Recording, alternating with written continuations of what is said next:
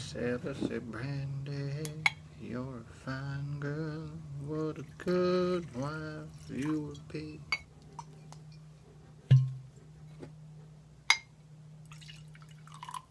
Good. Hi, I'm Mac, and this is my first response video. Due to a few recent conversations in the Great Debate community, there have been some of us atheists who have been suffering from not cognitive dissonance. But we have been a little agitated. As atheists, we feel it is very easy to write off the Holy Bible as irrelevant. It is historically inaccurate, it is the epitome of immorality, and it is scientifically inaccurate. It cannot make predictions, and it refers to the earth as flat. So, getting right into it, this response is not to a video in particular. It is to a person in specific. Max Kolbe. Like the cheese? Mac versus cheese! Fuck yeah. Yeah. We've got our title. Now, I would like to start off saying that Max, I think you're a smart guy. I think you're very interesting. There's just some things that we disagree on, which you probably already guessed, and I think that your view on us, atheists, is a little off, to say the least. So, I have a list of concerns and things that I'd like to say to you personally. Item 1. You don't know the definition of atheism, and if you do, you choose to defile it. An atheist is not to be defined as a bully who beats up people on the internet, has no morals, and should never be trusted. That's a lot like me defining Christianity as Christians, monstrous bigots, who, if you do not believe the way they do, you can burn in hell righteously for all eternity. Now, that should be enough to piss anyone off. So, if it pisses you off, Max, show some empathy. Item 2. Fake science? What the hell is fake science to you? Is it the speed of light? Astronomy? Psychology? Meteorology? Okay, I'll give you that one. It's yours. I've looked at a sufficient amount of evidence too, Max, and I find mine to be true. And you get pretty pissed off when someone says that yours is fake. So watch your double standards. As scientists and science enthusiasts, we don't have time to look at every single piece of evidence or study that screams to us false. We do go back to our fake science and look at our facts. If things don't fit into the universe, a lot of times we'll write them off because they just don't fit. But by doing that, we can move forward. We can find new things. Furthermore, we don't have reason to believe that you're smarter than Einstein, Newton, Freud, Faraday, or Darwin.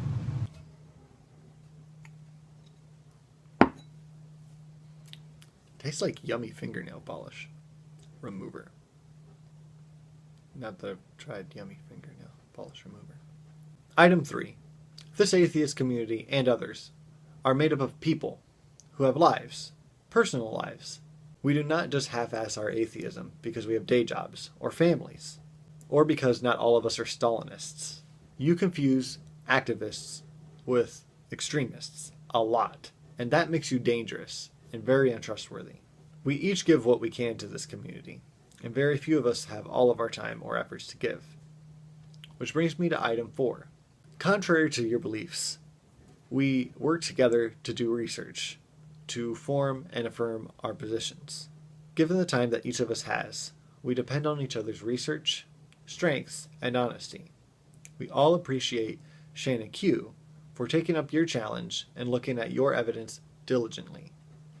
So please, stop acting like we're brushing you off when one of our best and brightest is giving you her full attention. Item 5. Belief in the supernatural and transcendent is normal, rational, evidence-based, and healthy. Let's back it up a little bit. Belief in the supernatural and transcendent is normal, yes, rational, and evidence-based. That's debatable. Healthy? Less debatable. If you're talking about a god, I would say not at all healthy. Let me ask you a few thought-provoking questions. Is it healthy to want to live in the North Korean regime? Is it healthy to want an all-knowing, all-powerful, all-judging, all-jealous God watching over you every second, even when you sleep? And then, after you've died, comes final judgment, because this totalitarian dictator is far from done with you yet. It's like you think at that point you are as safe as the Israelites were going into the land of milk and honey. On the way, most of them died, and they were the chosen people, handpicked by God. So, is being a misogynist healthy? Any of these questions sound familiar? Christopher Hitchens. Whether or not you like this wonderful role model or not, I don't think you can really refute a single consistent thing this well-read, well-traveled man has asserted. To be clear, I find you hard to believe when the ones that I have found to speak the most truth are the ones that you say are part of a conspiracy or part of an atheist mafia. By the way, I did look up Penn Jillette, and you were right. He does lie for a living. He even says it. But he's a magician.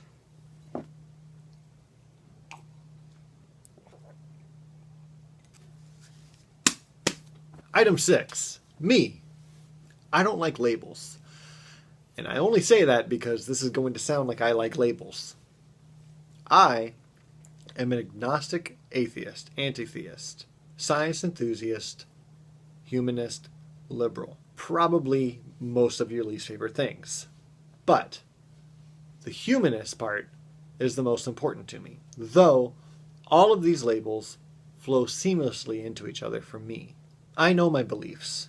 After much soul-searching, and I mean soul-searching, I spent 25 years being a devout Christian.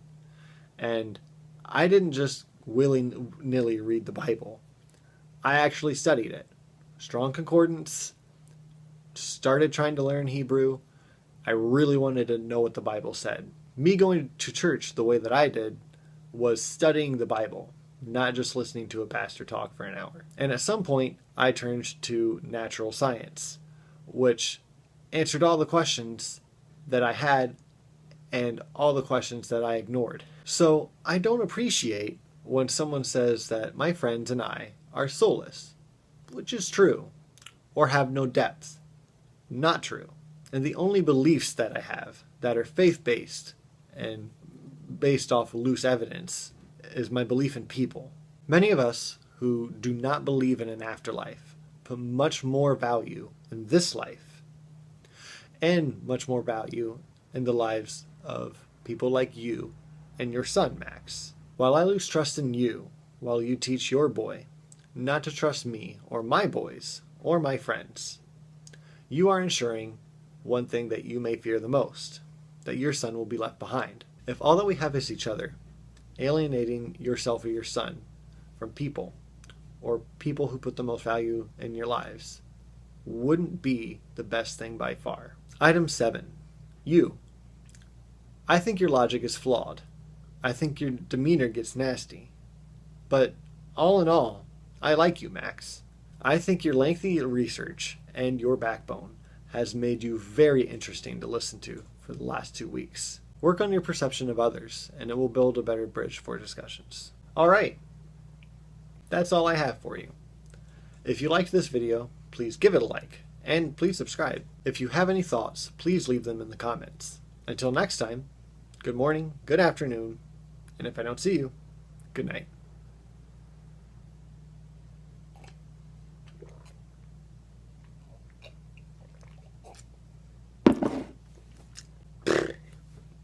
This is my first response.